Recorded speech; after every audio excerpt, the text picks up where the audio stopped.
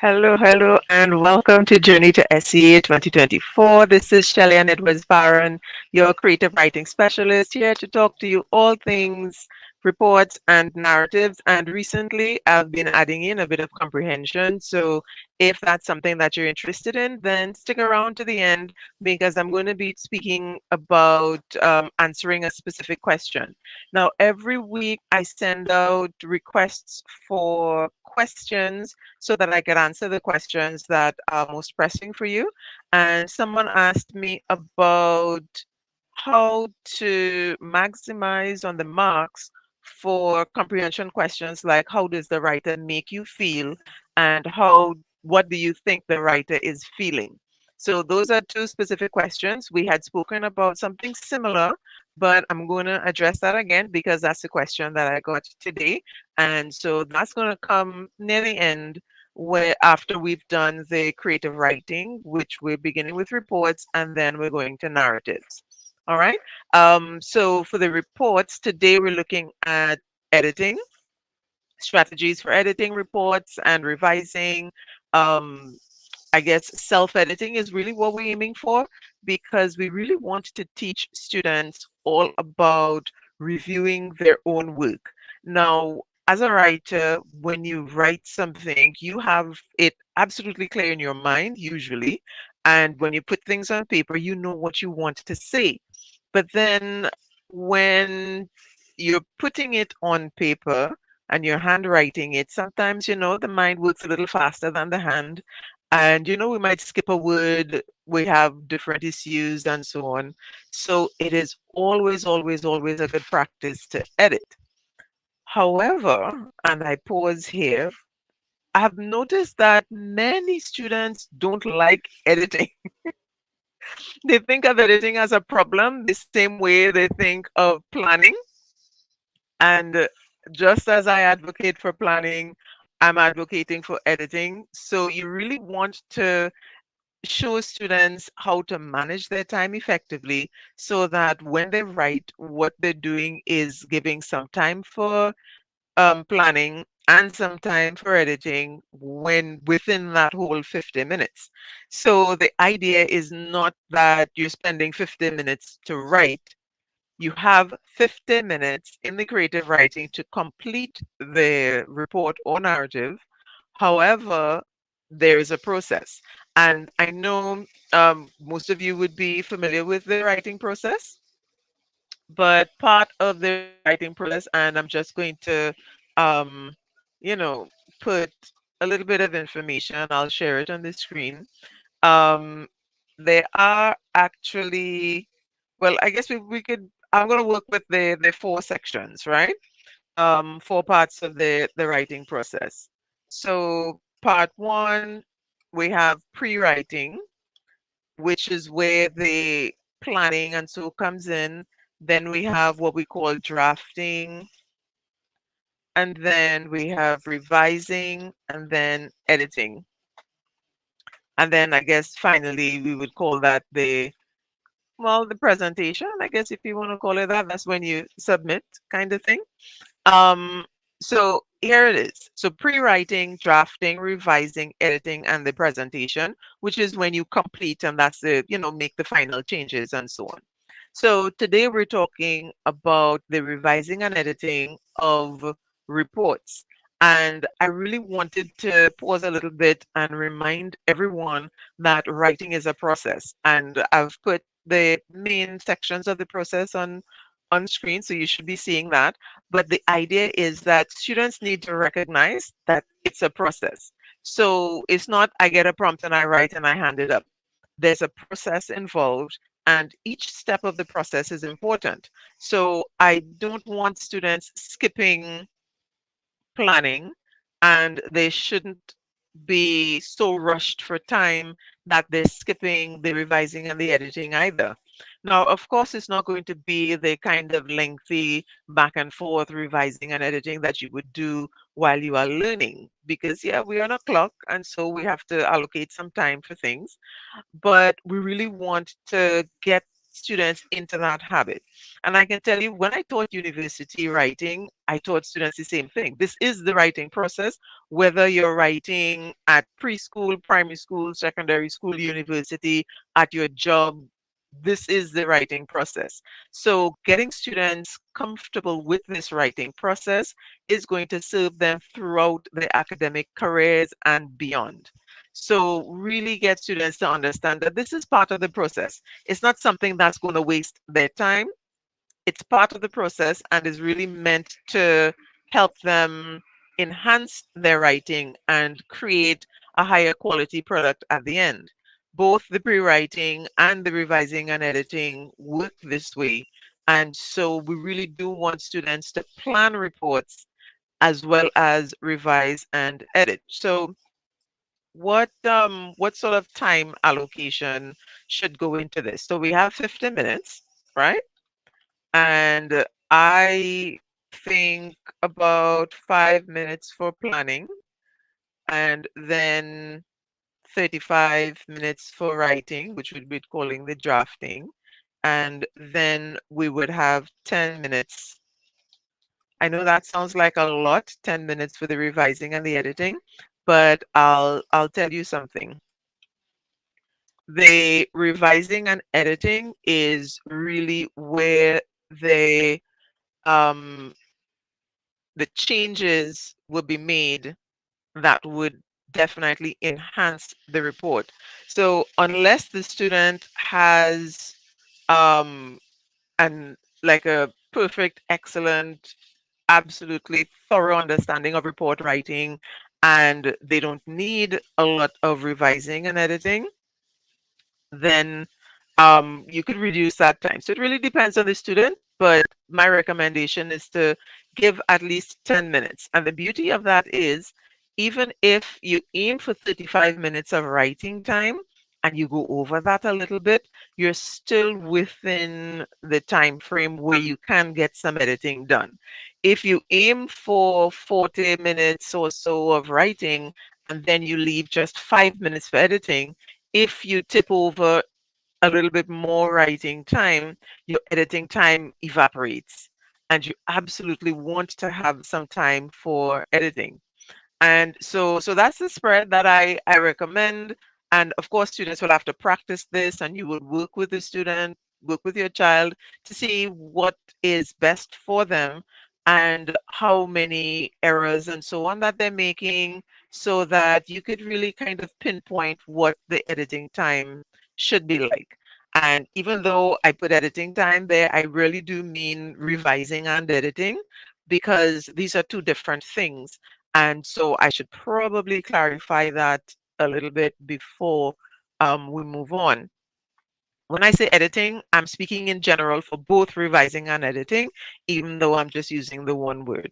So revising has a lot more to do with information and the content of the report. So, you know, what kind of details did you put? Are you responding effectively to the prompt and so on, right? So revising is content and details. So we're looking at information here. We could also be looking at like the tone and the vocabulary generally in terms of, am I using the right words to express the ideas that I want to express? So that's what you're looking at here, the ideas, the information, the content, and so on. That's what we call revising. Editing, on the other hand, is a little bit more technical. And with the editing, you're looking at your sentences and your paragraphs, you're checking transitions, you're checking spelling, grammar, punctuation. Right? So that's what's happening with the editing. So revising content and information, and now we're dealing with editing where we're checking the transition, spelling, grammar, punctuation. Now, notice these two things are separate, and I think it's important that students recognize that they're separate so that they can be a little bit more strategic and critical in the way that they approach their revision. Because if you don't have a systematic way for revising, then you can look in general, everything looks okay because you just wrote it, and then no changes are made. And at the end of it, there could be lots of errors. So it's not just a matter of, reading it over to see if it sounds good. You have to read it over with a specific list in mind, and that would allow the student to, systematically go through and have a sort of kind of checklist, and then they would know, all right, I checked this, I checked that, I checked the other, and that's going to help them. Now, there is a kind of overall checklist, but then in addition to that, depending on the challenges a student is having, you want to create like a specific checklist.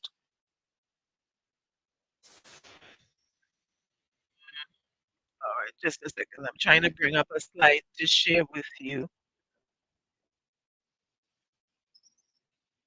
And all right, so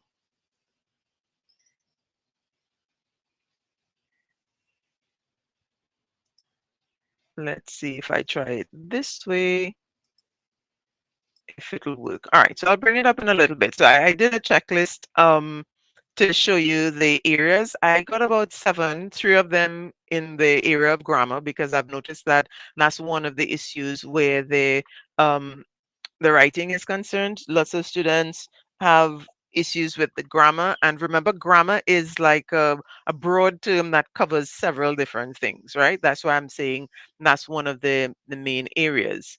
Um, let's see.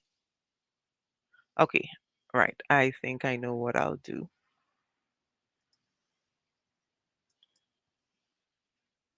All right, so I'm going to share my screen, and you should be able to see it in a bit.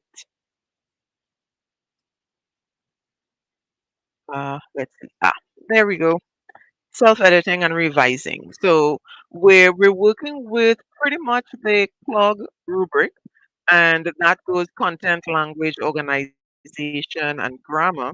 I've spliced in transition words and phrases, even though that technically comes under grammar, but it also technically comes under organization, because transition words and phrases help with the organization and the formatting of the report. So I always recommend beginning with content. I know when many students revise and they're finished writing and they go back over their papers, they read it to see if it's sounding good. But sounding good has to do with, let's say, the language, mainly in terms of the formal tone. And like I said, if it was freshly written, as it will be on the day of the exam, most of it will sound good. And so it's not enough just to say you're reading it over to see if it sounds good. So what we want to do is to have like I said, go through the checklist. Now with the content in the exam, of course, you're not going to have a lot of time to sit down and write your checklist, and then you go back and forth and you read through the thing three, four times. And that's for when you're practicing and you're developing the skill of it. But with the content review at the end, and you want to do this fairly quickly. And again, it's going to be faster and more efficient if students practice this. And so this week, what your agenda is for report writing is practicing these reviews, right? And so the content review is related to the five paragraph structure, and it's related to the notes that you took. Um, oh, so audio is, somebody said the audio is dropping. I wonder if, let's see. All right. So well, I guess let me know what you're hearing and if you want me to repeat anything. So let me just back up a little bit and say what I was saying there. So we are at point number one in the, I think I had clicked a setting. All right. So I undid that, so hopefully it's not going to create a problem again. All right, so we're at content. And where do you get this idea or checklist for the content? You go back to the prompt and you review the 5 paragraph structure. And so, in that 5 paragraph structure, this is something that um, students should have memorized. Paragraph one, summary. Paragraph two, what happened before. Paragraph three, during the situation. Paragraph four, what happened immediately after. Paragraph five, outcomes and consequences. So, students should have that memorized that they could rattle it off to you 1, 2, 3, 4, 5, as well as you want them to be able to give you a breakdown of what goes into each of the paragraphs for each of the different types of reports. Now, we're working with generally 5 types, and we have the addition of the natural disaster. And so, if you have been following along with the lives, we have gone through paragraph by paragraph for each of those types of reports. So you would have a basic idea of what goes into each section. And so the student should have that memorized, not the specific details, but the kinds and types of details that would be included.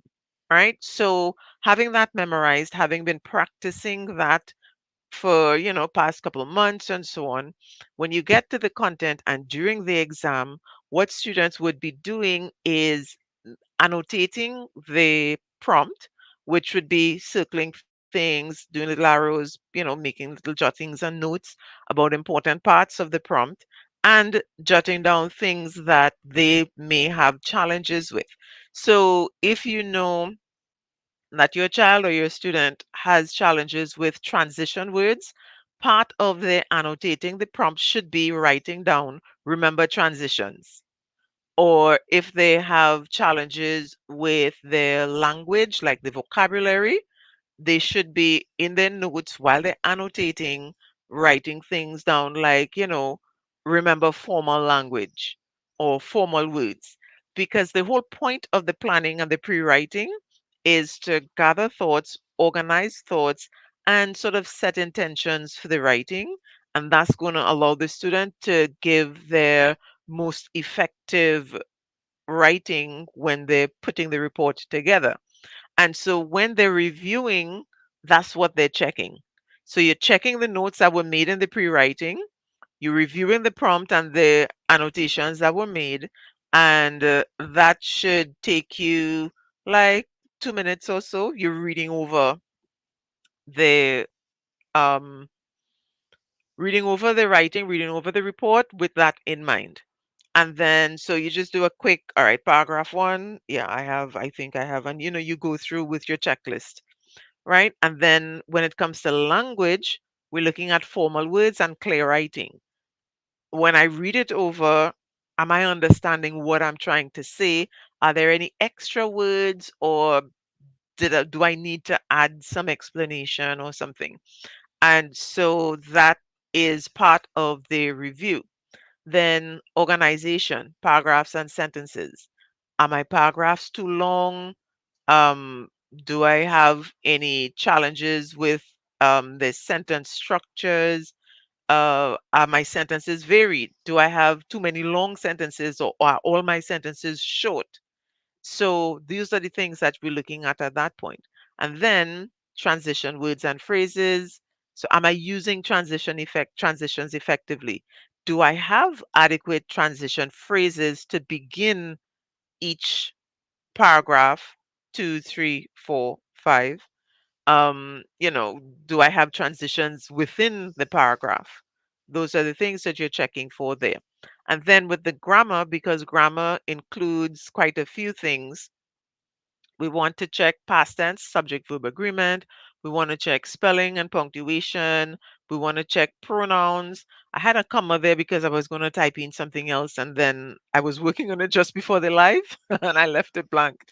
Um, but with the pronouns, and I guess I want to call it use of names.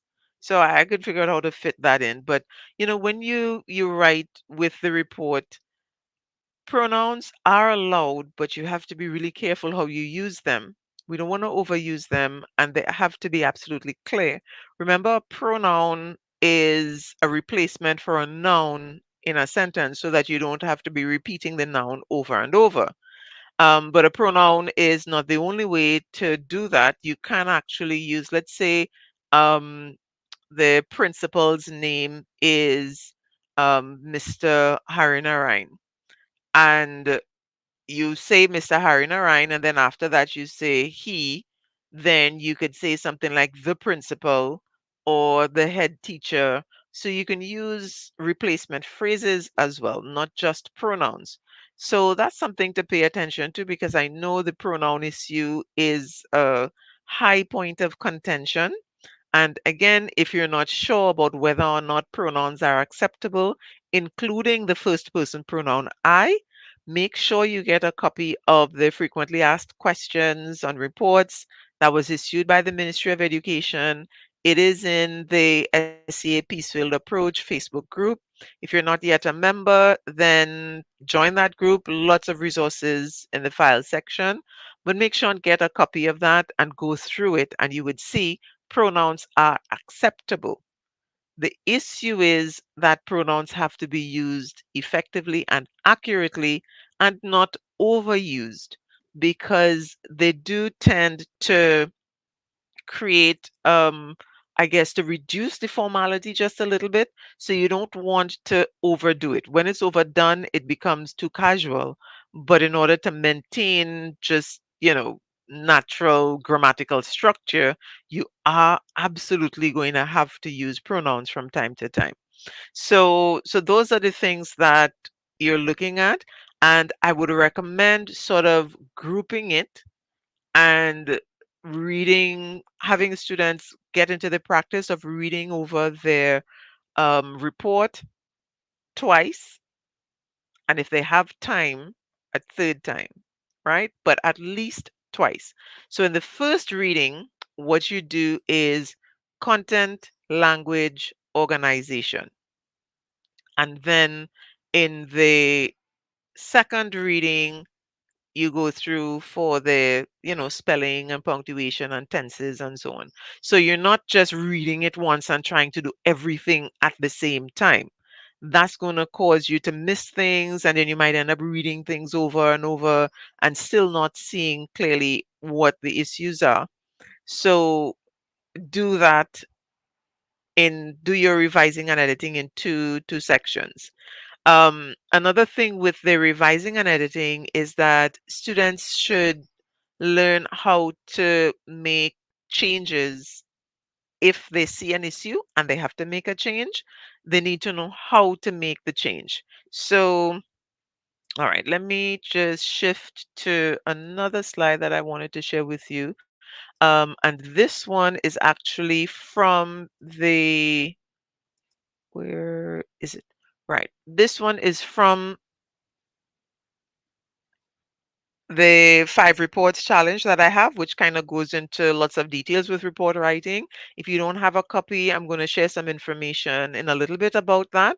But this is from one of the booklets, and it deals with revising and editing. So so what we're looking at is how exactly to make changes if you do find some errors.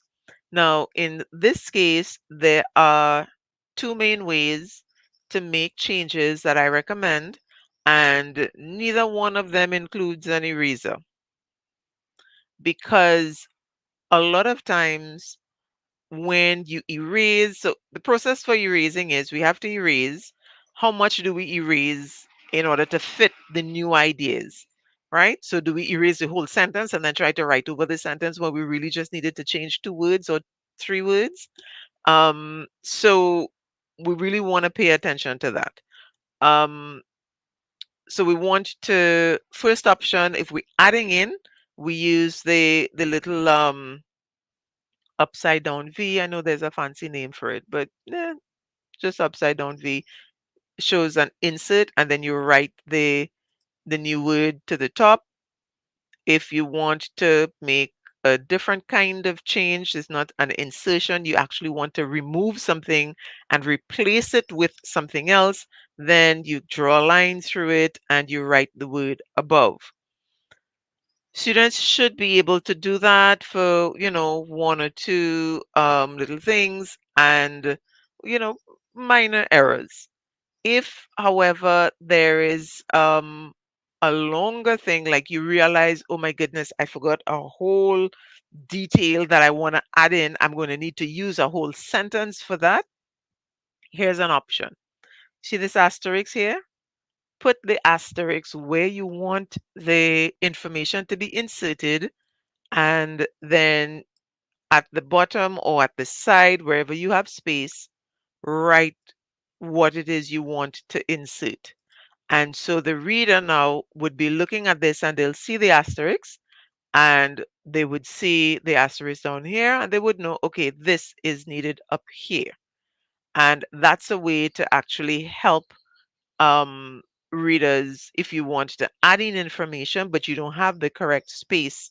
You can't just write it in between because it's going to look a little bit untidy. You do very neat asterisks. And if you want, you can also add in, see below and in brackets so that the reader is absolutely clear something needs to be added here, and then they go and they see it and they read it and they know that's where it's supposed to go, right? So when it comes to, and this is what you'd be doing at the editing when you do the second reading, it's best to wait for that point. So as you go through, I guess when you're fixing the content, you might want to make some minor changes there, but if things have to be really added in, then yeah, we want to go with that other option. So, all right, let me pause just a little bit here to share with you the information about the.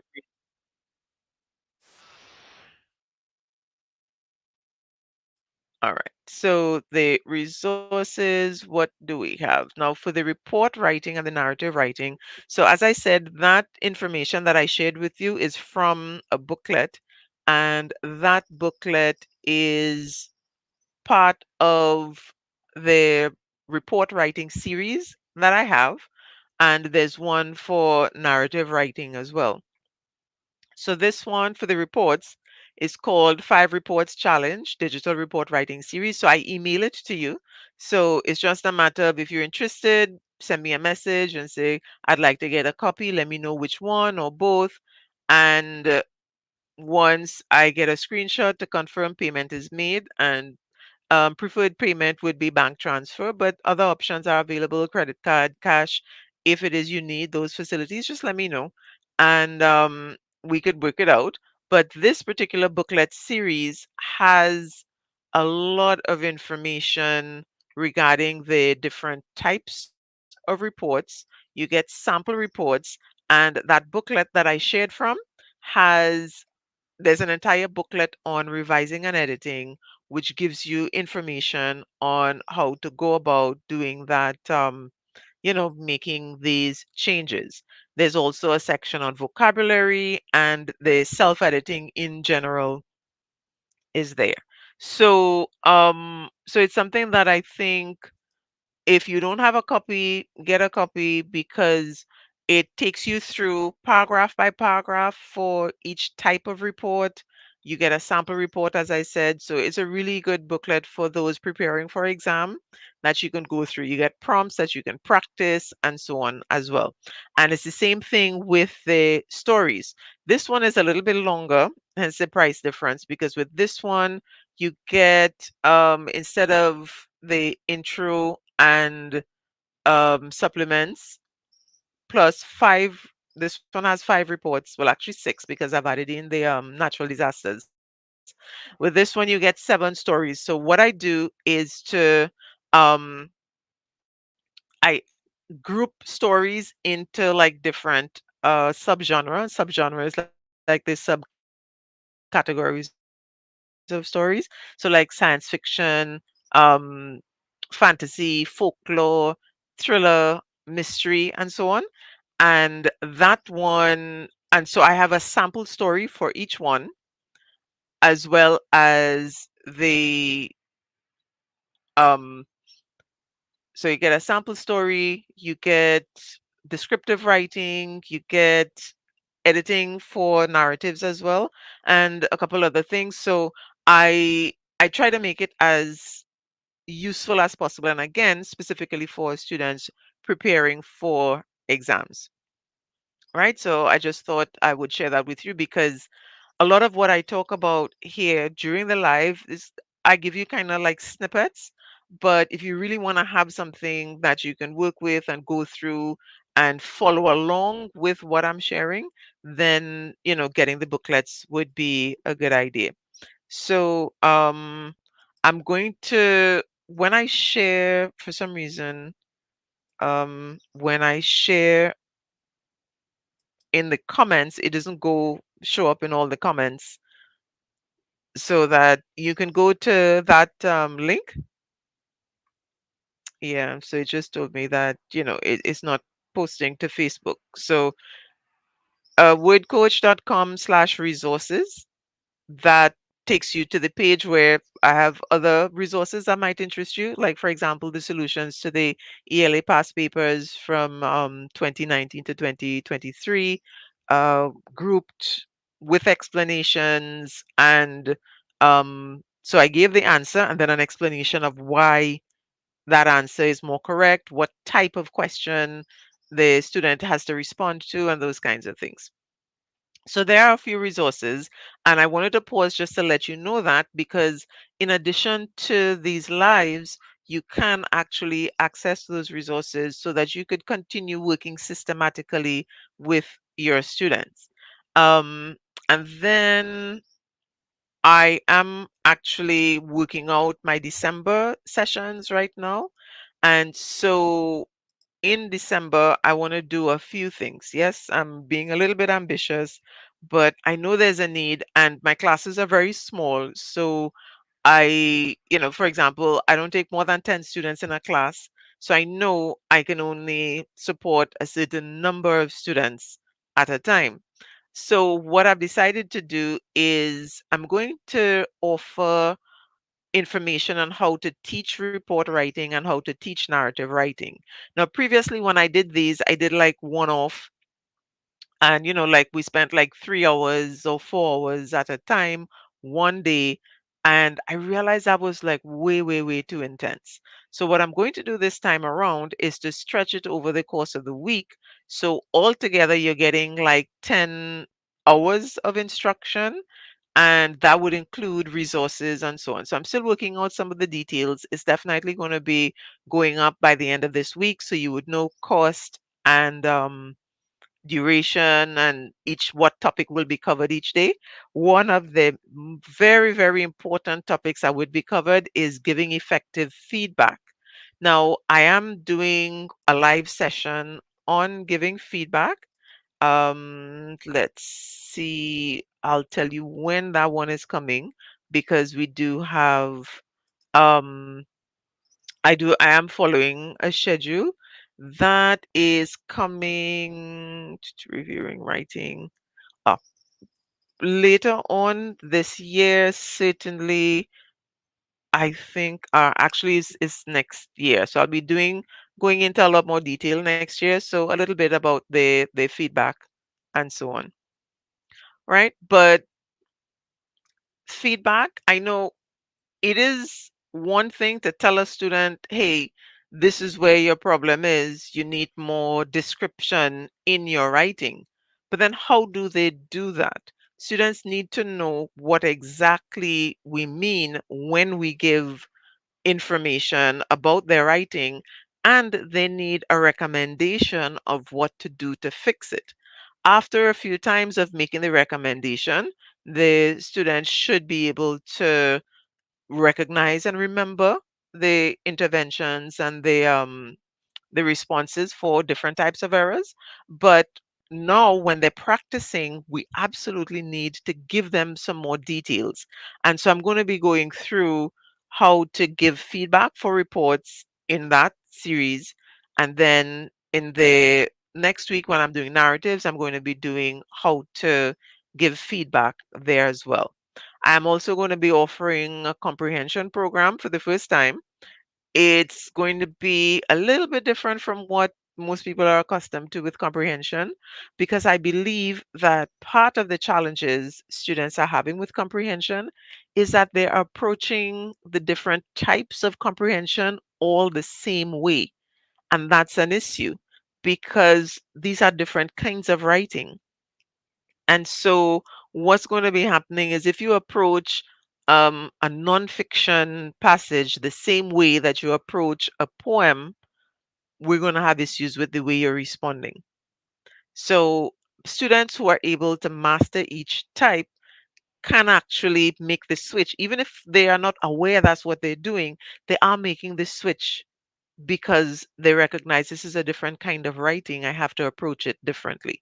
So during that comprehension program, I'm going to be doing one session is one program would be for 1 week. So, and each day, first day, we're going to look at what are the differences between them, and then we would look at nonfiction, fiction, poetry, and graphics. And so you'd be getting a breakdown of what each type of writing is, what you look for, how to respond to questions, the type of questions you would get, and that kind of thing. So we're going to be going into detail with that, and you'd be getting resources, digital, of course, you'd be getting digital resources so that you can, continue and follow up and keep practicing all the skills that we do, because it's just 1 week.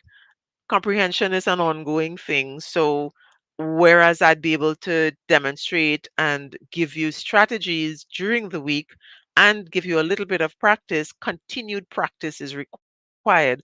And so you'd have the resources to do that. So I'm creating like a digital booklet for each day so that you'd have all the information.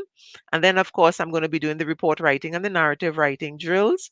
I made some changes to the format that I had before based on some feedback that I got from parents. So I believe this incarnation is going to be very useful. So we'll be going through skills, but briefly, because the main thing would be doing timed writing and giving feedback on the timed writing. One of the things I'm going to be doing this time around that I didn't do before is to include a 30-minute one on one session for each student. So it'll either be at the end of the program or I'd probably do it in January in the new term, but every student registered for the writing drills will get a 30-minute one-on-one session with me to go through their writing. So it'll likely be after. Yeah. So I'll do it in the beginning of the new term, 30 minutes, go through. So you get not just written feedback, but you get interactive feedback, because I've noticed that that makes a really big difference. So I've modified that program a little bit to make it more effective. um, all the information about these things would be going up after the session. I'd be putting up the link for the resources, but these courses, by the end of this week, or at least like early next week, I'd be sharing that information. All right. So I just wanted to give you a heads up on what I'm working on, what you can look forward to. And so I thought it would be a good idea just to sneak that in at this point. So all right, so we've finished with the report writing review and the self-editing. So let's just do a quick recap of that. You want to read through twice. First time you want to read through for um, content. Second time spelling errors and so on. And you're making changes as you go. And then there's the strategy for inserting words, sentences, crossing things out. Try not to use the eraser because that could create a problem. Crossing out neatly, single line, and writing in spaces, that actually works a whole lot better. All right. Um, okay, so for the narrative, so we're moving on to narratives now. And for the narratives, we are looking at combining today. And when I say combining, now in the past we have been doing, spot checks with different skills. Um, and with the at this point, students should be much more familiar with the different skills that they have already done, so characters, setting, etc., etc. But now we want to start them putting things together. And so we don't want to just have them like write a whole story right off. We're going through in sections. And if you're following the 12-point plot development, which I hope you are because it's an amazing format to make sure all the details of plot are included, then we have 12 points that can be grouped into like every 2 points is like one section. So we end up with like about 6 sections. So your hook and context, that's your introduction. The complication and reaction, that's your next section. Then we increase the conflict and you react to that. We have another section there. Then we increase the conflict again and you react to that. That's another section. So that's section 4. And then we have the intervention and climax that could be grouped for another section, section 5. And then section 6 would be the conclusion, falling action, resolution, lesson learned, all of that going in there.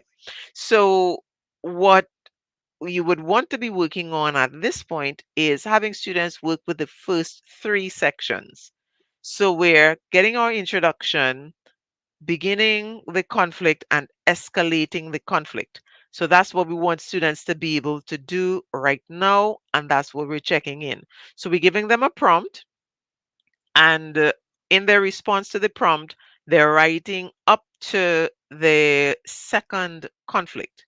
And the reason behind breaking it like this a little bit is so that they get practice with recognizing that there is a step by step development in that conflict. I had a student recently, her story was great, but it really only had one problem.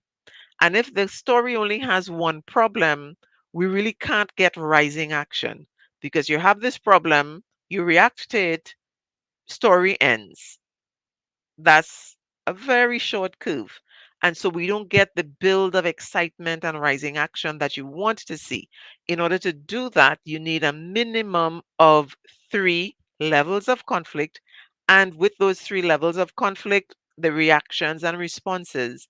You can get a fourth one if you like, but really and truly, you want to, because of the length, a student who writes a lot and writes quickly can sneak in a fourth level of conflict, but most students would really only get through with 3 levels of conflict, especially if they're describing the conflict effectively and explaining the responses to the conflict effectively, which is also very important.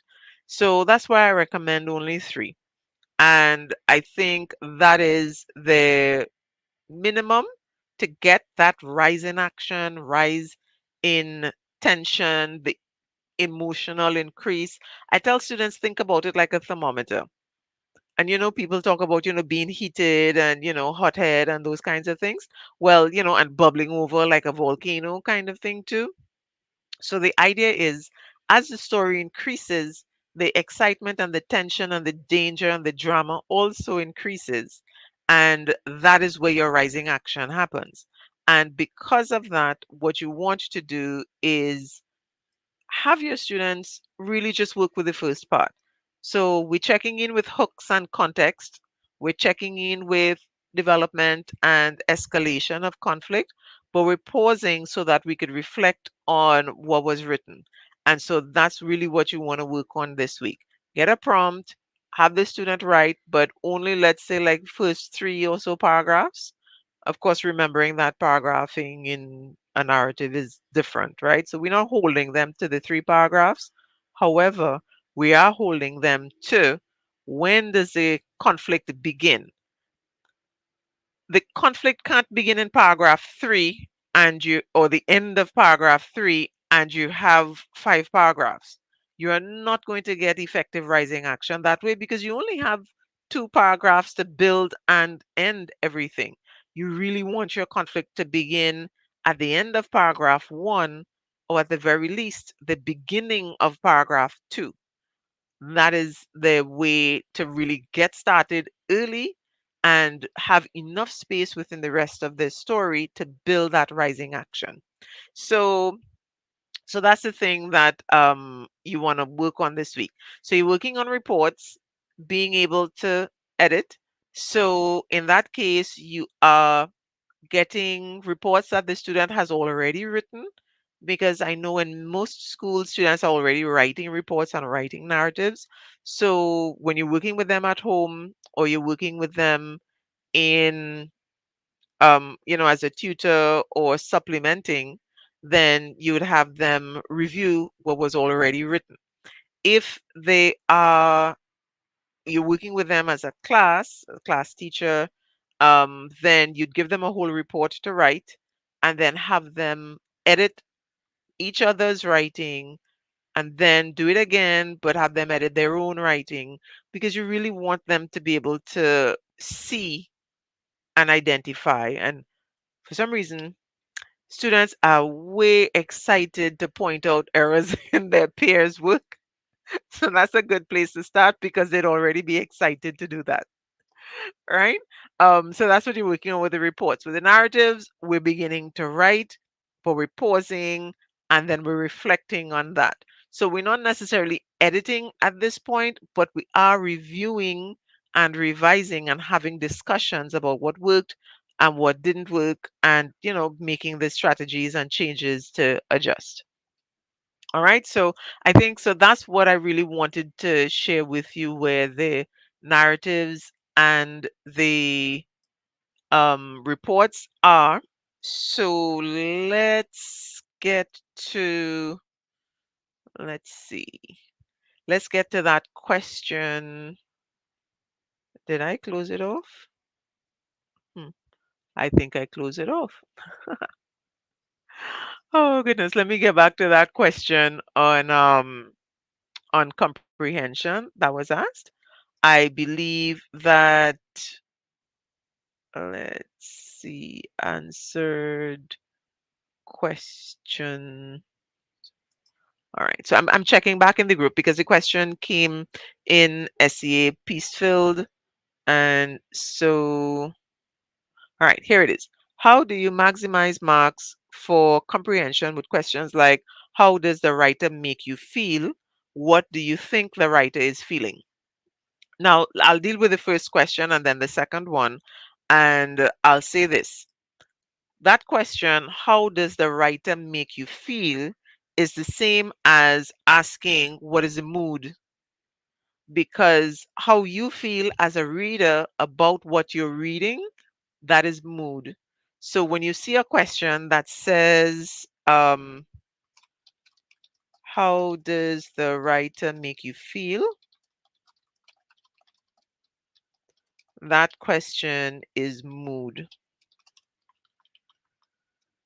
right? I'm putting it up so I could share on the screen as well. So this is the thing.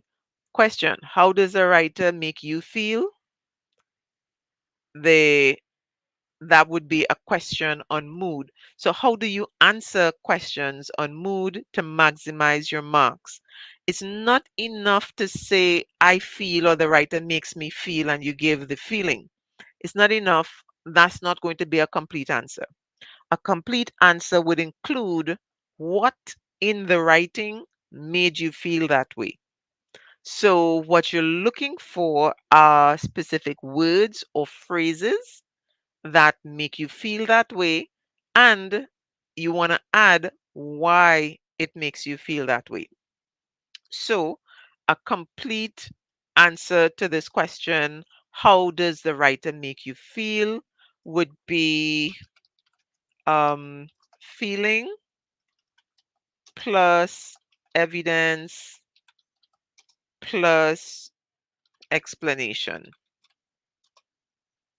right? And that's really how you would answer a question like that, to give the most complete response that would get you the most marks. So this poem makes me feel sad. The writer uses words like, um, depressed, and um like, let's see, depressed, describes really dark colors, and this is happening in the poem, why I feel sad. That's what you want. Feeling plus evidence. What is in the poem that makes you feel this way? Explanation. Why does this thing make you feel this way? And a response like that doesn't have to be lengthy. I mean, for an older student, you could write like a whole essay on that. But in a comprehension question, what you're looking at is like maybe one or two sentences. And this is something that students would have to practice. And in fact, I think the format for the exam would have it broken into sections for you, where you have um, the feeling, and then they'd put colon and some lines, and then reasons for your answer, and then did give you some lines for that. So in the reasons for your answer, make sure that there's an evidence, meaning something from the poem, something from the passage or text or graphic, whatever it is you're being asked about. There has to be something within that material that would make you feel that way. It's not a random feeling. You have to connect it to the source material. And that connection comes by way of explanation. So it's not enough, well, okay, this poem makes me feel sad because the writer talks about, losing his puppy, and that's a sad thing. Why does it make me feel sad?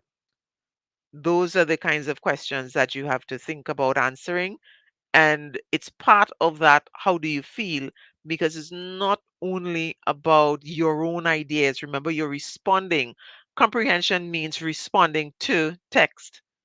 And responding to text means that whatever is going on in the text has to be part of the responsibility for your response.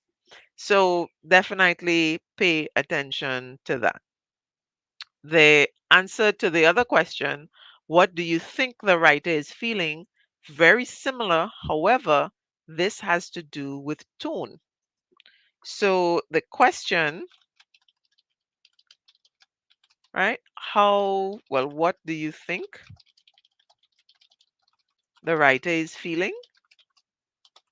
That is tone, because tone is, all right, so tone is the writer's perspective. So before reader's perspective, that's mood. Um, Writer's perspective would be tone. Now, the way to respond to that to get the most amount of marks is the same strategy as you would use with tone, except that you're looking in the writing for the writer's point of view.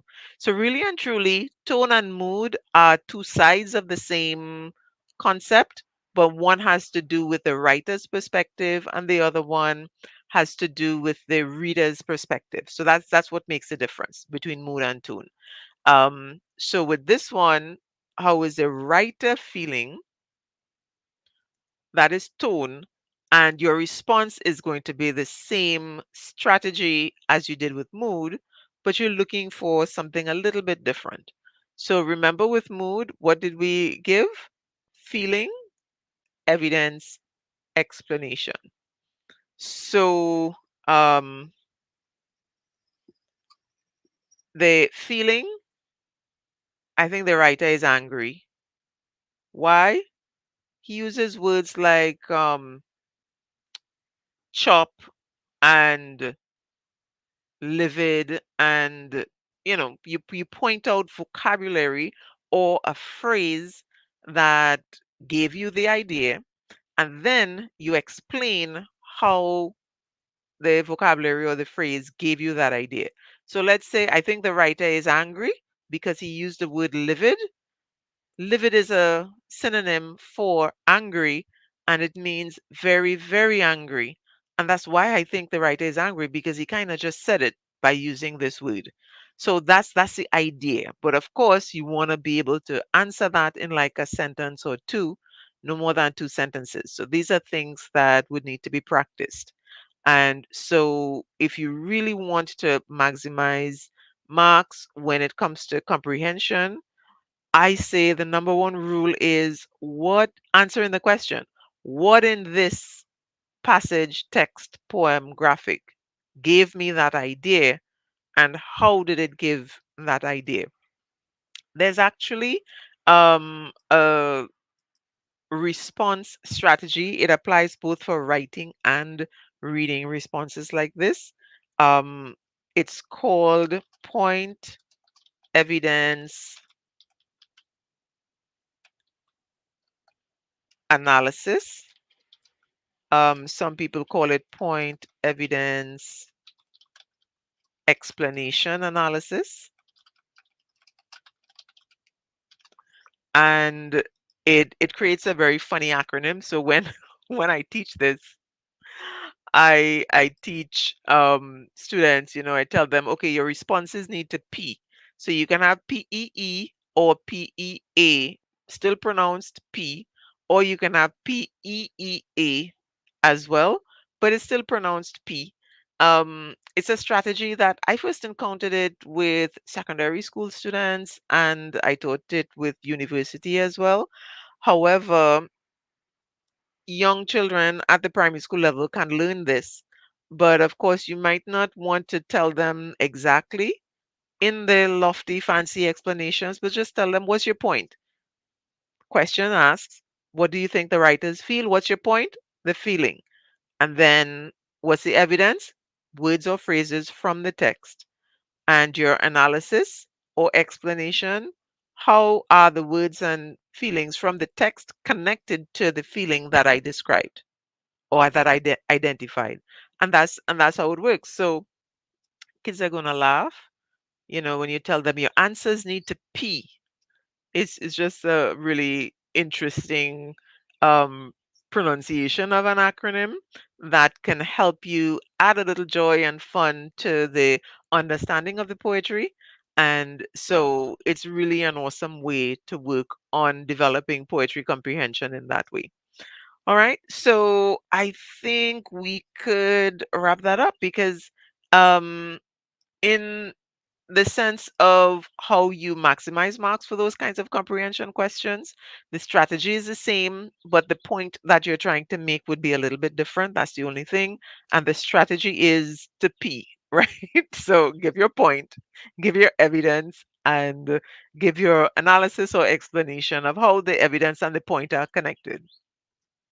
So you could actually search that up. It's a strategy.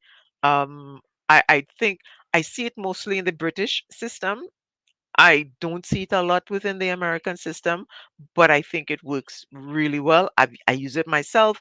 I teach students how to use it at all levels. So it's really an awesome strategy to work with. Point evidence analysis or point evidence explanation. Any one of those, do a Google search, you'd get some additional information on it. So, all right, I think that is the end of it today. We covered, let's see, we covered report writing, self-editing, and revising. We covered putting the information together with the first three parts of the narrative. That's what you're working on this week. And so you want to do these things like you want to spend at least 3 sessions, no less than 30 minutes per session. So when students are doing their analysis of whatever report, have them sit and discuss it. We want to, we're not tapping out before 30 minutes have passed. And we do this like 3 times a week. When students are writing their narrative and the first part of it, you don't want them to take any more than 30 minutes to do it because we're getting into the process of doing drills soon. So we want to start restricting time a little bit more and more and getting students really used to applying their knowledge and skills within certain time frame. So 30 minutes is still a little on the outside. However, um, we're just starting the practice, and as we continue, we would restrict, and then by the end of December, students should be writing complete stories within the 50 minutes. And remember, 50 minutes means we are planning, we are writing, and then we have time for editing. So this applies both for um, the reports and narratives. Plan, draft, edit, and revise. It applies to both, and is something that students need to really get into the habit of. All right. So I think that's it for today's session. Please, if you have any comments, any questions, feel free to message me. My contact, I'm going to put my WhatsApp number on screen so that if you want to WhatsApp, that's the most direct way to get me. Facebook Messenger, I check regularly. I check every day, but sometimes really late at night, not too many times, multiple times during the day. I do have my phone with me and I check that more often. So um, WhatsApp would be great. Send me a message if you want to get a copy of the booklet. Send me a message. I'll WhatsApp you all the details. You can send me a message on Messenger as well. If you are a member of SEA, the Peaceful Approach, you can do a post in the group and tag me in the post. That's fine. I do check that group every day, morning and evening, so that I could, check in on what's required. I do have I think there's one person who sent me um sample writing that I have to respond to. I do have to get to responding to a couple more. I was trying to do like doing responding to a report and responding to a narrative in the group, but that I have that on hold a little bit right now because I'm working out the material for the December program. I should be done with that by the end of this week, so I'll resume that in November. But of course, message me, ask your questions, post your questions in the group. You can comment on the lives, you can comment on YouTube, WhatsApp me so that I can make sure that the information I'm sharing is as useful to you as possible. So I do want to thank you, those of you who were able to stick it out for the time. I know it's a long session, but there are different sections. And of course, you can just go back and look at the sessions if you think you've missed anything. And feel free to message me anytime. I look forward to next week. Next week, we're going to be working with the second part of the narrative, and we're getting into a little bit more analysis with reports. All right. So have a wonderful rest of today, and I shall see you next week. Take care. Bye, everybody.